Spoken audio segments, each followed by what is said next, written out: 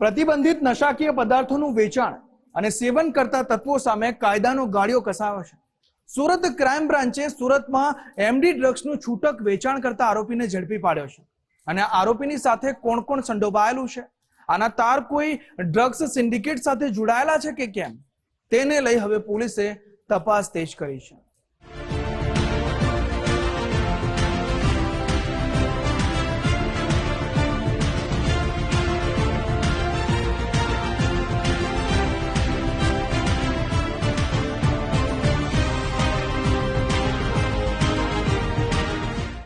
No drugs in Surat city અભિયાન હેઠળ પોલીસે પેડલરોને નશાખોરો પર સકંજો કસી રહી છે। યુવાધનને નશાની બરબાદીથી બચાવવા માટે સુરતના વિવિધ વિસ્તારોમાં ખાસ ઝુંબેશ ચલાવવામાં આવે છે।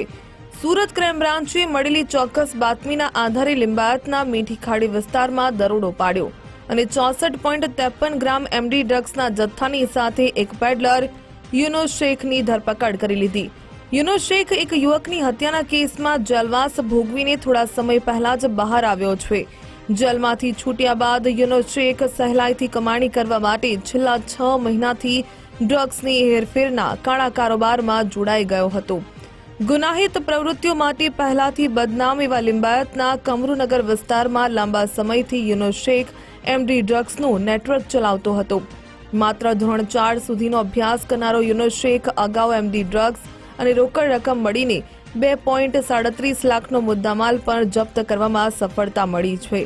સુરત ક્રાઇમ બ્રાન્ચની પ્રાથમિક પૂછપરછ દરમિયાન યુનુસ શેખે કબૂલાત કરી છે કે તે સરથાણા વિસ્તારના એક ઈસમ પાસેથી એમડી ડ્રગ્સ લાવ્યો હતો। આ નશાના સામાનની નાની નાની પડીકી બનાવીને યુનુસ શેખ છૂટકમાં વેચાણ કરતો હતો।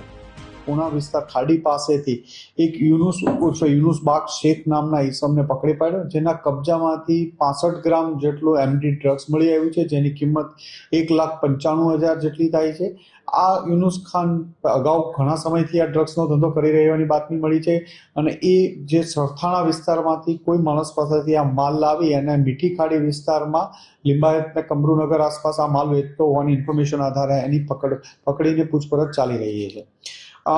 યુનુસ વિરુદ્ધ અગાઉ પણ અલગ અલગ મર્ડર જેવો ગુનાઓમાં પણ પકડાઈ ચૂક્યો છે। 2017માં એક મર્ડરના તલવારથી મર્ડર કરવાના કેસમાં શાબીર નામના માણસના કેસમાં 2017થી 21 સુધી જેલમાં હતો અને છેલ્લા 4-5 વર્ષથી છૂટ્યો હતો અને છેલ્લા 6-7 મહિનાથી આ ધંધામાં સંડોવાયેલો હોવાની માહિતી હાલમાં છે। એને પકડી એની વધુ પૂછપરછ કરવામાં આવી રહી છે।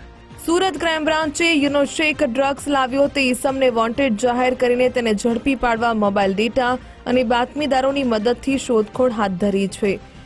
યુનુસ શેખની જેમ સુરતના વિવિધ વિસ્તારોમાં કેટલાય લોકો આર્થિક ફાયદાની લાલચમાં યુવાધનને બરબાદ કરતા નશાનો વેપલો કરવામાં વ્યસ્ત છે। સુરતની સાથે દક્ષિણ ગુજરાતના અન્ય વિસ્તારોમાં ફેલાયેલા ડ્રગ સિન્ડિકેટના વિશાળ નેટવર્કના તાર ઉકેલવા ક્રાઇમ બ્રાન્ચે તપાસનો ધમધમાટ તેજ કર્યો છે।